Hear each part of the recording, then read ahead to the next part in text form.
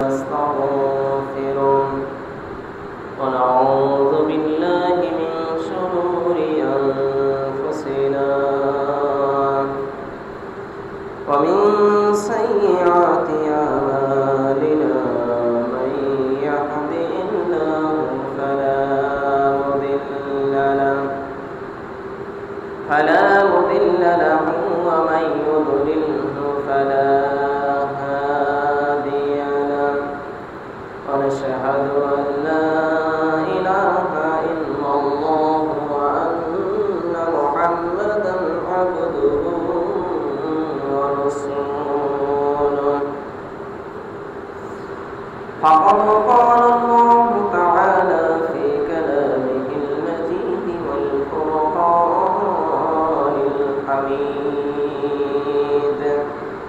أعوذ بالله من الشيطان الرجيم بسم الله الرحمن الرحيم يا أيها الذين آمنوا صلوا عليه وسلموا تسليما اللهم صل على سيدنا مولانا محمد وعلى آل سيدنا مولانا محمد اللهم صل سيدنا مولانا محمد وعلى آل سيدنا পশু পাখি ডেকে বলে আজ আমাদের খুশির দিন দরার বুকে তশরীফ আনলেন রাহমাতাল লিল আলামিন আল্লাহুম্মা সাল্লি আলা মাওলানা মুহাম্মদ ওয়া আলা আলি সাইয়্যিদিনা মাওলানা মুহাম্মদ আলহামদুলিল্লাহ মহান রব্বুল আলামিনের দরবারে লাখ কোটি শুকরিয়া যে মহান রব্বুল আলামিন বিগত 21 সপ্তাহ পরে আবারও পবিত্র রবিউল আউয়াল মাসের দ্বিতীয় জুমায় আল্লাহ রাব্বুল আলামিন তার কিছু সংখ্যক গোলামকে বাছাই করে দুনিয়ার সকল বিপদ আপদ থেকে রক্ষা করে সকল বালা মুসিবত থেকে হেফাজত করে মহান মুনিব তার হুকুম জুমার নামাজকে আদায় করার জন্য তার ঘরে আসার ও বসার তৌফিক দান করলেন। সেই মহামনিবের দরবারে আমরা সকলে একবার প্রাণ করে শুকরিয়া আদায় করি আলহামদুলিল্লাহ। আরো একবার দুরূদ ও সালাম পেশ করি সেই বিশ্বমানবতার মুক্তির দূত জাহানের নবী কুল কায়নাতের নবী রাহমাতাল লিল আলামিন শাফিউল মুজনিবিন উম্মতের কান্ডারি বিশ্বনবী মুহাম্মদুর রাসূলুল্লাহ সাল্লাল্লাহু আলাইহি ওয়াসাল্লাম। সম্মানিত হাজিরিন, আমরা গত জুমায় বলেছিলাম যে রবিউল আউয়াল মাস হিসাবে আমরা রবিউল আউয়াল মাসের যে কয়টা জুমা পাবো আমরা চেষ্টা করব বিশ্বনবী মুহাম্মদুর রাসূলুল্লাহ সাল্লাল্লাহু আলাইহি ওয়াসাল্লামের সিরাত নিয়ে, রাসূল করিম সাল্লাল্লাহু আলাইহি ওয়াসাল্লামের জন্ম বৃত্তান্ত নিয়ে, রাসূল করিম সাল্লাল্লাহু আলাইহি ওয়াসাল্লামের জীবন সম্পর্কে আলোচনা করার জন্য আল্লাহ রাব্বুল আলামিন আমাদের সকল শ্রোতা বক্তা উভয় রাসূল করিম সাল্লাল্লাহু আলাইহি ওয়াসাল্লামের জিন্দেগি জেনে বুঝে বিশ্বনবী মুহাম্মদুর রাসূলুল্লাহ সাল্লাল্লাহু আলাইহি ওয়াসাল্লামের জিন্দেগি অনুসারে আমাদের জীবনকে পরিচালনা করার তৌফিক দান করুন। আমরা সকলে বলি আল্লাহুম্মা আমিন। সম্মানিত হাজিরিন, গত জুমায় আমরা যেখানে শেষ করেছিলাম যে বিশ্বনবী মুহাম্মদুর রাসূলুল্লাহ সাল্লাল্লাহু আলাইহি ওয়াসাল্লাম যখন দুনিয়াতে আসলেন আল্লাহ রাব্বুল আলামিন এমনই একটা সময় রাসূল করিম সাল্লাল্লাহু আলাইহি ওয়াসাল্লামকে দুনিয়াতে পাঠালেন সুদে সাদেকের সময়। রাতও না দিনও না, এমন একটা সময় বিশ্বনবী মুহাম্মদ রাসূলুল্লাহ সাল্লাল্লাহু আলাইহি ওয়াসাল্লাম দুনিয়াতে আসলেন। আর যখনই তিনি দুনিয়ায় পদার্পণ করলেন, দুনিয়ায় আগমন করলেন, রাসূল করিম সাল্লাল্লাহু আলাইহি ওয়াসাল্লামের আগমনের সাথে সাথে দুনিয়ার সকল কিছু বিশ্বনবী মুহাম্মদ রাসূলুল্লাহ সাল্লাল্লাহু আলাইহি ওয়াসাল্লামের সম্মানে, রাসূল করিম সাল্লাল্লাহু আলাইহি ওয়াসাল্লামের শানে, তার মর্যাদার জন্য সকল কিছু তার পায়ে লুটিয়ে পড়ল। এখান থেকে বিশ্বনবী মুহাম্মদ রাসূলুল্লাহ সাল্লাল্লাহু আলাইহি ওয়াসাল্লামের দুনিয়ার জীবন শুরু হলো। বিশ্বনবী মুহাম্মদ রাসূলুল্লাহ সাল্লাল্লাহু আলাইহি ওয়াসাল্লামের দুনিয়ার জীবন যখন শুরু হলো, তৎকালীন আরবের যে প্রথা ছিল যে কোনো সন্তান জন্মগ্রহণ করলে তাকে অন্য মায়ের কাছে দুধ পানের জন্য পাঠানো হতো। আর অন্য মায়েরা এই সন্তানদেরকে এসে একটা বাজারের মতো বলেন বা যে কোনো একটা জায়গায় নির্দিষ্ট করা হতো, যে ওই জায়গায় তাদেরকে একত্রিত করা হতো। আর কিছু গরিব মানুষ এসে, গরিব মায়েরা এসে ওখান থেকে এই সন্তানদেরকে নিয়ে যেতেন কিছু টাকার বিনিময়ে, কিছু অর্থের বিনিময়ে এদেরকে নিয়ে দুধ পান করাতেন। নির্দিষ্ট একটা সময় পর্যন্ত যখন দুধ পান করা হতো, এরপর আবার সন্তানকে তার মা বাবার কাছে ফেরত দেওয়া হতো। তারই ধারাবাহিকতায় বিশ্বনবী মুহাম্মদ রাসূলুল্লাহ সাল্লাল্লাহু আলাইহি ওয়াসাল্লাম ভূমিষ্ঠ হওয়ার পরে, জন্মগ্রহণ করার পরে, রাসূল করিম সাল্লাল্লাহু আলাইহি ওয়াসাল্লাম যেই দিন জন্মগ্রহণ করেন, তার জন্মের 6 মাস পূর্বে তার পিতা দুনিয়া থেকে চলে যান। এতিম হয়ে রাসূল করিম সাল্লাল্লাহু আলাইহি ওয়াসাল্লাম দুনিয়াতে জন্মগ্রহণ করেন। তো যেই দিন রাসূল করিম সাল্লাল্লাহু আলাইহি ওয়াসাল্লামকে তার দুধ মায়ের কাছে পাঠানো হবে, যেদিন তিনি যাবেন, তো নির্দিষ্ট একটা সময়ে তায়েফের লোকজন এসে যে সকল ধনাঢ্য পরিবারের সন্তানেরা ছিল, উচ্চ ফ্যামিলির সন্তানেরা ছিল, অর্থাৎ এক কথা যারা বড়লোক ছিল, টাকা পয়সাওয়ালা ছিল, তায়েফের লোকজন এসে ওই সকল সন্তানদেরকে নিয়ে চলে যাচ্ছে। সবাই একটা চুক্তিবদ্ধ হয়ে যে এত অর্থের বিনিময়ে এই সন্তানকে আমি নিলাম, এত অর্থের বিনিময়ে এই সন্তানকে আমি নিলাম। এই সন্তানদেরকে নিয়ে চলে যাচ্ছেন মা হালিমাতুস সাদিয়া রাদিয়াল্লাহু তাআলা আনহা। তিনি তৎকালীন তায়েফের একজন গরিবের মধ্যে, আবার গরিব আছে না কিছু, যে গরিব তারপরে একবার অসচ্ছল, তিনি ওই রকম একজন গরিব ব্যক্তি ছিলেন। তো তিনি যেই বাহনটা নিয়ে মক্কার দিকে আসছেন, তার আসতে আসতে তার বাহনটা এতটাই দুর্বল ছিল, এই দুর্বল থাকার কারণে তার অন্যান্য যে সাথীরা সন্তান নেওয়ার জন্য আসছে, দুধমা হিসাবে আসছে, তারা সন্তান নিয়ে চলে যাচ্ছে। আর তখন এসে হালিমা পৌঁছেছে। তো এসে দেখলেন যে সেই রকম কোনো ভালো সন্তান সেখানে নেই। তো তারা শুনতে শুনতে শুনতে পেলেন যে একটা সন্তান আছে যেটা এতিম। মা হালিমাতুস সাদিয়া রাদিয়াল্লাহু তাআলা আনহা যখন শুনছেন যে এতিম, বাপ নেই, তো তিনি মনে মনে ভাবলেন যে এই সন্তান নিয়ে আর আমি কি পাবো, কিছুতের বিনিময় পাবো না, তো আমার তো কোনো ফায়দা হলো না। কিন্তু তার স্বামীর পরামর্শে তিনি বললেন যে আমরা চলো একবার যে সন্তানটা দেখে আসি, আসলে ওই সন্তানটা কেমন, যদি সেরকম আমাদের পছন্দ হয় তাহলে আমরা নিয়ে যাব। তো স্বামীর পরামর্শ করবে তারা বিশ্বনবী মুহাম্মদ রাসূলুল্লাহ সাল্লাল্লাহু আলাইহি ওয়াসাল্লামকে যেখানে রাখা হয়েছিল সেখানে গেলেন। মা হালিমাতুস সাদিয়া রাদিয়াল্লাহু তাআলা আনহা বর্ণনা করেন, দুনিয়ার মানুষ শোনো, যখন আমি বিশ্বনবী মুহাম্মদ রাসূলুল্লাহ সাল্লাল্লাহু আলাইহি ওয়াসাল্লামের সামনে হাজির হলাম, যখন তাকে আমি দেখি নাই, এমন তো অবস্থায় সেই রুম থেকে বা সেই জায়গা থেকে আমি এত সুন্দর সেন্ট পেলাম, যেই সেন্ট ওই সন্তান দেখার আগে ওই গ্রান আমাকে পাগল করে ফেলছে। সন্তান তখন তারা দেখে না, শুধু গ্রান শুনেছে, আর সেরাই গ্রান মা হালিমাতুস সাদিয়া রাদিয়াল্লাহু তাআলা বর্ণনা করতেছেন যে সেই গ্রান আমাকে পাগল করে ফেলছে। এরপর তিনি বর্ণনা করেন যখন বিশ্বনবী মুহাম্মদ রাসূলুল্লাহ সাল্লাল্লাহু আলাইহি ওয়াসাল্লামের সামনে তারা হাজির হলেন, দেখলেন যে বিশ্বনবী মুহাম্মদ রাসূলুল্লাহ সাল্লাল্লাহু আলাইহি ওয়াসাল্লাম, আমরা লুঙ্গি পরিবার পাজামা পরে, রাসূল করিম সাল্লাল্লাহু আলাইহি ওয়াসাল্লাম নিচের অংশে জান্নাতি রেশমি পোশাক দ্বারা একটা সাদা পোশাক পরানো, আর উপরের অংশে নীল একটা সবুজ বর্ণের একটা জান্নাতি রেশমি পোশাক পরানো।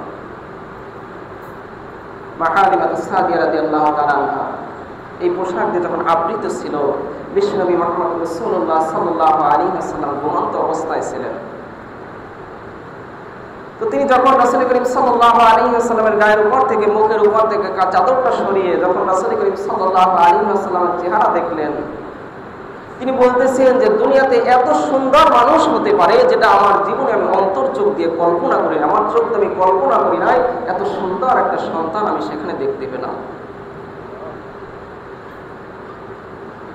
যখন তিনি দেখলেন রাসূল করিম সাল্লাল্লাহু আলাইহি ওয়াসাল্লাম ঘুমন্ত অবস্থায় আছেন, মা হালিমা সাদিয়া রাদিয়াল্লাহু তাআলা বর্ণনা করতেছেন যে আমি রাসূল করিম সাল্লাল্লাহু আলাইহি ওয়াসাল্লামের বক্ষ দেশের উপরে হাত দিয়ে আস্তে আস্তে করে নাড়া দিচ্ছিলাম যে তিনি যাতে ঘুম থেকে জাগ্রত হয়। যখন তিনি নাড়া দিলেন, রাসূল করিম সাল্লাল্লাহু আলাইহি ওয়াসাল্লামের ঘুম ভেঙে গেল, তিনি জাগ্রত হলেন। জাগ্রত হয়ে মা হালিমা সাদিয়া রাদিয়াল্লাহু আনহার দিকে তাকালেন এবং একটা মুস্কি হাসি দিলেন। যাদের ছোট সন্তান আছে তারা বুঝবেন যে সন্তান তার যে মা বাবা হয়, আসলে মা বাবার প্রতি যে রক্তের একটা টান থাকে, একটা ভালোবাসা থাকে, একটা মহাব্বত থাকে, এটা অন্যরকম। কারণ এখন আমার একটা সন্তান হয়েছে, আমি বুঝতেছি 2 মাস বয়স হয়েছে, যখন ওর মুখের দিকে তাকায়, ও আমার দিকে তাকিয়ে সুন্দর করে একটা হাসি দেয়, মনে হয় যেন দিলটা ভরে যায়। তো মা হালিমা সাদিয়া রাদিয়াল্লাহু তাআলা আনহার দিকে তাকিয়ে যখন রাসূল করিম সাল্লাল্লাহু আলাইহি ওয়াসাল্লাম একটা সুন্দর মুস্কি হাসি দিলেন, মা হালিমা সাদিয়া রাদিয়াল্লাহু আনহা, আমি রাসূল করিম সাল্লাল্লাহু আলাইহি ওয়াসাল্লামের প্রেমে পড়ে গেলাম। আমরা তাকে নেওয়ার জন্য দীর্ঘ প্রতিজ্ঞা করলাম যে এই সন্তানকে নিয়ে আমরা যাব। মা হালিমা সাদিয়া রাদিয়াল্লাহু আনহা বর্ণনা করেন যে আমি যেমনি ভাবে দুর্বল ছিলাম, আমার গায়ে তেমন শক্তি ছিল না, আমার পশুগুলো তেমন শক্তিশালী ছিল না, তাদেরকে আমি ভালো খাওয়াতে পারতাম না।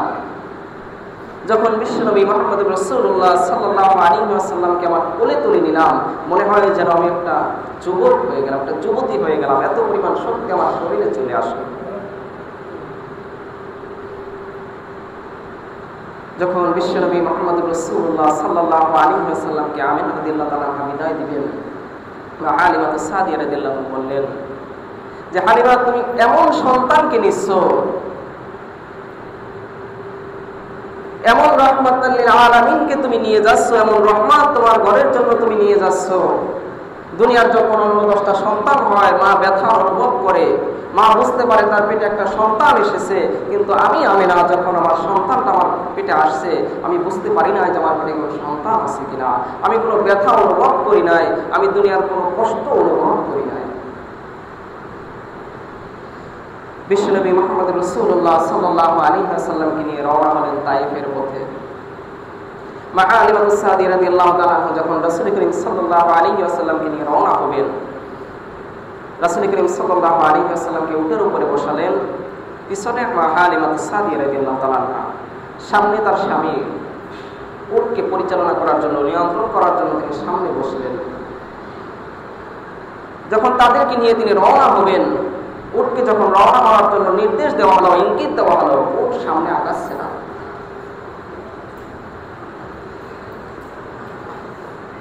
উট আল্লাহ রাব্বুল আলামিনের কাছে আরজি করলেন, আল্লাহ, একটা বারের মতো আপনি আমার জবান খুলে দেন। যখন উট আল্লাহ রাব্বুল আলামিনের কাছে আবদার করার পরে উটের জবান আল্লাহ রাব্বুল আলামিন খুলে দিলেন, উট বলে দিলেন। মা হালিমা সাদিয়া রাদিয়াল্লাহু আনহা স্বামীকে বললেন যে যতক্ষণ পর্যন্ত বিশ্বনবী রাহমাতাল লিল আলামিন মুহাম্মদুর রাসূলুল্লাহ সাল্লাল্লাহু আলাইহি ওয়াসাল্লামকে সামনে দেওয়া না হবে, ততক্ষণ পর্যন্ত আমি উট এক পাও সামনে আগাবো না। বিশ্বনবীর কদর, বিশ্বনবীর মর্যাদা, বিশ্বনবীর মহব্বত। যখন রাসূল করিম সাল্লাল্লাহু আলাইহি ওয়াসাল্লামকে সামনে দেওয়া হলো, তারা যে দুর্বল উটটি নিয়ে আসছিল, তারা যে দুর্বল বাহনগুলো নিয়ে আসছিল, আল্লাহ রাব্বুল আলামিন তাদের শক্তিকে এত পরিমাণে বৃদ্ধি করে দিয়েছে, তার মক্কার অন্যান্য মা হালিমা সাদিয়া রাদিয়াল্লাহু তাআলার যে সঙ্গীরা আসছিল, মা হালিমা সাদিয়া রাদিয়াল্লাহু তাআলা যখন এসে পৌঁছেছেন তখন তারা রওনা করেছেন, কিন্তু মা হালিমা সাদিয়া রাদিয়াল্লাহু তাআলা শেষে রওনা করেও অন্যান্য তার সঙ্গীদের আগে তিনি তায়েফে চলে গেলেন। যখন তিনি তায়েফে পৌঁছলেন, তার সঙ্গীরা জিজ্ঞেস করলেন, হালিমা, তুমি কি সেই বাহন নিয়ে আসছো নাকি মক্কায় গিয়ে তোমার বাহনকে চেঞ্জ করেছো, পরিবর্তন করে অন্য কোনো বাহন নিয়ে আসছো? বললেন, না, আমি যেই বাহন নিয়ে গিয়েছি আবার সেই বাহন নিয়ে আসছি। আল্লাহ রাব্বুল আলামিন আমার ঘরে যে রহমাতাল লিল আলামিন পাঠিয়েছেন, যে জামানার নবী বিশ্ব নবী মুহাম্মদুর রাসূলুল্লাহ সাল্লাল্লাহু আলাইহি ওয়াসাল্লামকে আমার কোলে তুলে দিয়েছেন, তার বরকতে আমার বাহুগুলো শক্তিশালী হয়ে গেছে। মা হালিমা সাদিয়া রাদিয়াল্লাহু তাআলা তায়েফে গেলেন। বিশ্ব নবী মুহাম্মদুর রাসূলুল্লাহ সাল্লাল্লাহু আলাইহি ওয়াসাল্লামকে তিনি দুধ পান করাতেন। গত জুমায় আমরা বলেছিলাম যে আল্লাহ রাব্বুল আলামিন যে রাহমাতাল লিল আলামিন ওয়া মা আরসালনাকা ইল্লা রাহমাতাল লিল আলামিন, আল্লাহ রাব্বুল আলামিন বলেন যে আমি বিশ্বনবী মুহাম্মদুর রাসূলুল্লাহ সাল্লাল্লাহু আলাইহি ওয়াসাল্লামকে রহমত হিসেবে দুনিয়াতে পাঠিয়েছি। বিশ্বনবী মুহাম্মদুর রাসূলুল্লাহ সাল্লাল্লাহু আলাইহি ওয়াসাল্লাম জন্ম থেকে শুরু করে রব্বি হাবলি উম্মতি আর উম্মতের জন্য চিন্তা করেছেন, তার উম্মতকে নিয়ে ভাবছেন, তার উম্মতের জন্য তিনি কষ্ট করেছেন। আজকে আমাদের লজ্জা লাগে সেই উম্মত বলে পরিচয় দিতে। আমরা রাসূল করিম সাল্লাল্লাহু আলাইহি ওয়াসাল্লামের উম্মত বলে পরিচয় দেব, এটা আমাদের জন্য লজ্জা লাগে। কারণ আপনি আমি সেই বিশ্বনবী মুহাম্মদুর রাসূলুল্লাহ সাল্লাল্লাহু আলাইহি ওয়াসাল্লামের উম্মত, যেই নবী তার শিশু অবস্থা থেকে, যেই নবী তার ছোটবেলায় থেকে, যেই নবী তার শৈশব থেকে ন্যায়ের পথে অবিচল থেকেছেন, ন্যায়ের পথে কাজ করেছেন। আর আপনি আমি সেই নবীর উম্মত হয়ে অন্যায় যেগুলো আছে, অপরাধ যেগুলো আছে, সেইগুলো বেশি বেশি করার চেষ্টা করতেছি।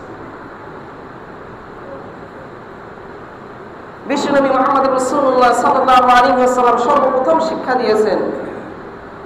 মা হালিমা সাদিয়া রাদিয়াল্লাহু তাআলা দুধ যখন পান করেন তিনি শিক্ষা দিয়েছেন যে ভাইয়ের হক কিভাবে আদায় করতে হয়। একজন ভাই হয়ে তার ভাইয়ের হককে কিভাবে আদায় করবে, কিভাবে তার সম্পদকে নষ্ট করবে না, কিভাবে ভাইয়ের হক আত্মসাৎ করবে না। কিন্তু আপনি আমিও সেই মুসলমান বিশ্বনবীর উম্মত হয়ে ভাইয়ের হক কিভাবে নষ্ট করা যায়, ভাইয়ের সম্পদ কিভাবে আত্মসাৎ করা যায়, ভাইয়ের সম্পদ কিভাবে লুণ্ঠন করা যায়, অন্যের হক কিভাবে নষ্ট করা যায়, এই কাজে আমরা ব্যস্ত থাকি। মা হালিমা সাদিয়া রাদিয়াল্লাহু তাআলা বর্ণনা, যখন রাসূল করিম সাল্লাল্লাহু আলাইহি ওয়াসাল্লামকে তিনি দুধ পান করাতেন, রাসূল করিম সাল্লাল্লাহু আলাইহি ওয়াসাল্লাম যতদিন দুধ পান করেছেন, মা হালিমা সাদিয়া রাদিয়াল্লাহু তাআলার ডান পাশের দুধ তিনি পান করতেন। শত চেষ্টা করেও তাকে বাম পাশের দুধ তিনি পান করাতে পারেন নাই, কারণ তার একটা দুধ ভাই আছে, সে তার ভাইয়ের হক নষ্ট করতে পারে না। রাসূল করিম সাল্লাল্লাহু আলাইহি ওয়াসাল্লাম যদি দুটো দুধ পান করেন, তাহলে তার ভাই না খেয়ে থাকবে, অনাহারে থাকবে। রহমাতাল লিল আলামিন শিশু অবস্থায় প্রমাণ করে দিয়েছেন যে আল্লাহ রাব্বুল আলামিন আমাকে কেমন রহমাতাল লিল আলামিন হিসেবে দুনিয়াতে পাঠিয়েছেন। কখনো তিনি ভাইয়ের হক নষ্ট করেন নাই, সে ডান পাশের দুধ সে পান করেছে।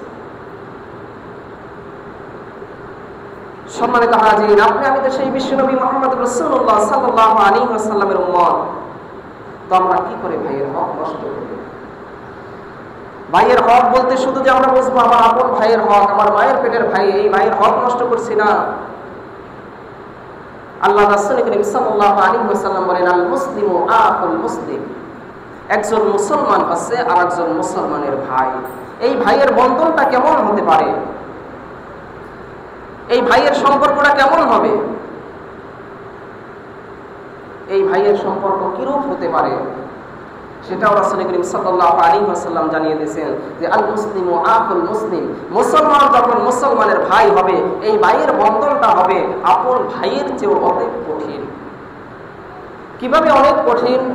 এর আগেও বলেছিলাম, আজকে আমার একটু সতর্ক করার জন্য বলে দিচ্ছি যে হযরত আবু বকর রাদিয়াল্লাহু তাআলা আনহু রাসূল করিম সাল্লাল্লাহু আলাইহি ওয়াসাল্লামের সাহাবী হয়ে ইসলামের পক্ষে যুদ্ধ করতেছেন। আর হযরত আবু বকর রাদিয়াল্লাহু তাআলা আনহুর পিতা কাফেরদের পক্ষ হয়ে তিনি যুদ্ধ করতেছেন। দুইজন যখন যুদ্ধের ময়দানে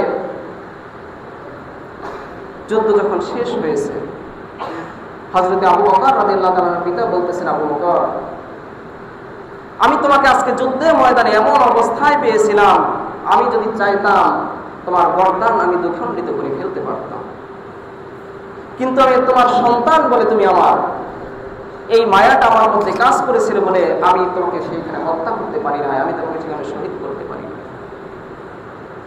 হযরত আবু বকর রাদিয়াল্লাহু তাআলা বললেন, আল্লাহর কসম করে বলছি, আমি আবু বকর যদি আপনাকে যুদ্ধের ময়দানে এই অবস্থাতে পেতাম, আমি আবু বকর ইসলামের স্বার্থে, দ্বীনকে রক্ষা করার স্বার্থে, বিশ্বনবী মুহাম্মদ রাসূলুল্লাহ সাল্লাল্লাহু আলাইহি ওয়াসাল্লামের সম্মান রক্ষা করার স্বার্থে আমি আবু বকর আপনার গর্দান ফেলে দিতাম।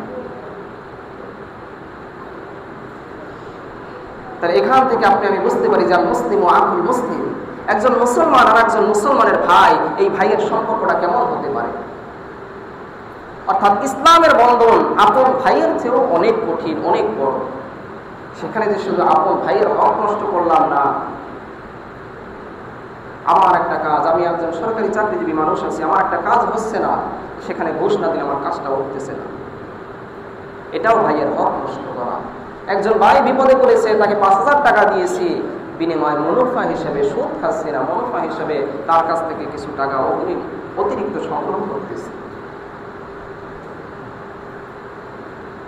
এই জন্য শুধু জায়গা জমির ক্ষেত্রে যে ভাইয়ের হক নষ্ট করে না, বিশ্বনবী মুহাম্মদ রাসূলুল্লাহ সাল্লাল্লাহু আলাইহি ওয়াসাল্লামের একজন উম্মত হিসেবে রাসূল করিম সাল্লাল্লাহু আলাইহি ওয়াসাল্লাম শাফাআতের কান্ডারি বলছে, রাতে যখন আমার কঠিন মুসিবত চলে আসবে, সেই কঠিন মুসিবতের মধ্যে যখন আমি পড়ে যাব, ইয়া নাফসি ইয়া নাফসি, প্রত্যেকটা মানুষ শুধু তার নিজের কথা নিজে ভাবতে থাকবেন।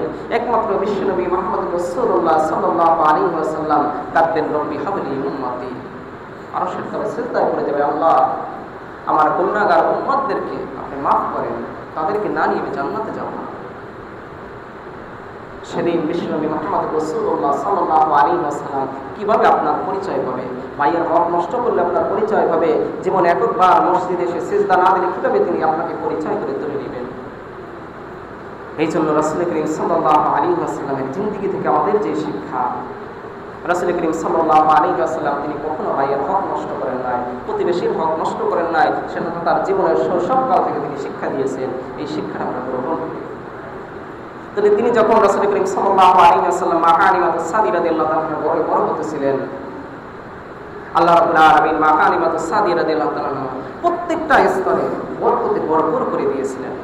এটা তার বরকত নয়, এটা বিশ্বনবী মুহাম্মদ রাসূলুল্লাহ সাল্লাল্লাহু আলাইহি ওয়াসাল্লামের বরকত। অন্যান্য মুনিবরা বলতেন যে হালিমার ঘোড়াগুলো যেখানে চড়ায়, হালিমার উটগুলো যেখানে চড়ায়, হালিমার দুম্বাগুলো যেখানে চড়ায়, তোমরা কি পারো না আমাদের দুম্বাগুলো সেখানে নিয়ে যেতে? কিন্তু তারা জানে না যে মা হালিমাতুস সাদিয়া রাদিয়াল্লাহু তাআলার ঘরে রাহমাতাল লিল আলামিন বসবাস করতেছেন। তো মা হালিমাতুস সাদিয়া রাদিয়াল্লাহু তাআলা দেখলেন যে প্রত্যেকটা স্থানে তিনি রহমতে ভরপুর হয়ে যাচ্ছেন। তিনি ভাবলেন যে এই শিশু মুহাম্মদকে আমি আর ফেরত দেব না, আমি সারা জীবনের জন্য তাকে রেখে দেব। কিন্তু আল্লাহ রাব্বুল আলামিন বিশ্বনবী রাহমাতাল লিল আলামিন বিশ্বনবী মুহাম্মদ রাসূলুল্লাহ সাল্লাল্লাহু আলাইহি ওয়াসাল্লামকে সকল প্রকার অহংকার মুক্ত রাখার জন্য, সকল প্রকার বিদ্বেষ মুক্ত রাখার জন্য বিশ্বনবী মুহাম্মদ রাসূলুল্লাহ সাল্লাল্লাহু আলাইহি ওয়াসাল্লামকে আল্লাহ রাব্বুল আলামিন চারবার সিনাসাক করেছেন। সিনাসাক মানে তার বক্ষটা বিদীর্ণ করে ফিরে তার ভিতরে যে কলবটা ছিল, এই কলবটাকে হাউজে কাউসারের পানি দিয়ে পরিষ্কার করে রেখেছেন। তো একদিন যখন রাসূল করিম সাল্লাল্লাহু আলাইহি ওয়াসাল্লাম তার দুধ ভাইদের সাথে মাঠে গেছেন, এমন সময় হযরত জিবরাইল আলাইহিস সালাম হাজির। এসে রাসূল করিম সাল্লাল্লাহু আলাইহি ওয়াসাল্লাম বক্ষ বিদীর্ণ করলেন, তার সিনা সাফ করলেন, তার সিনাটাকে পরিষ্কার করে দিলেন। যখন মা হালিমাতুস সাদিয়া রাদিয়াল্লাহু তাআলা সন্তানরা এই অবস্থা দেখলেন, তারা দেখে অত্যন্ত ভয়ে কম্পিত হলেন।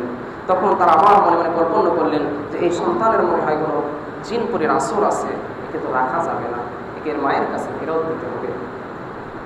তো বিশ্বনবী মুহাম্মদ রাসূলুল্লাহ সাল্লাল্লাহু আলাইহি ওয়াসাল্লামকে আল্লাহ রাব্বুল আলামিন এভাবে গুনাহ মুক্ত রেখেছেন। আল্লাহ রাব্বুল আলামিন তাকে রাহমাতুল লিল আলামিন হিসেবে দুনিয়াতে পাঠিয়েছেন। আল্লাহ রাব্বুল আলামিন তাকে শ্রেষ্ঠ নবী হিসেবে দুনিয়াতে পাঠিয়েছেন। আমরা সেই নবীর উম্মত যার জিন্দেগির মধ্যে কোনো অপরাধ ছিল না, অন্যায় ছিল না, গুনাহ ছিল না, তারপরেও বিশ্বনবী মুহাম্মদ রাসূলুল্লাহ সাল্লাল্লাহু আলাইহি ওয়াসাল্লাম দৈনিক 100 বার আল্লাহর কাছে তওবা করেছেন। আপনি আমি এত গুনাহ করে কতবার তওবা করি? এই জন্য সম্মানিত হাজিরিন, আজকের আলোচনা থেকে আমরা যতটুকু শিখলাম, সবচেয়ে গুরুত্বপূর্ণ যে বিষয়টা আমরা শিখলাম যে আমরা যেন কখনো ভাইয়ের হককে নষ্ট না করি। কারণ আমাকে বিশ্বনবী মুহাম্মদ রাসূলুল্লাহ সাল্লাল্লাহু আলাইহি ওয়াসাল্লামের উম্মত বলে পরিচয় দিতে হবে। যখন রাসূল করিম সাল্লাল্লাহু আলাইহি ওয়াসাল্লাম শাফাআত করবেন, তখন রাসূলের উম্মত বলে আমাকে পরিচয় সেখানে দিতে হবে।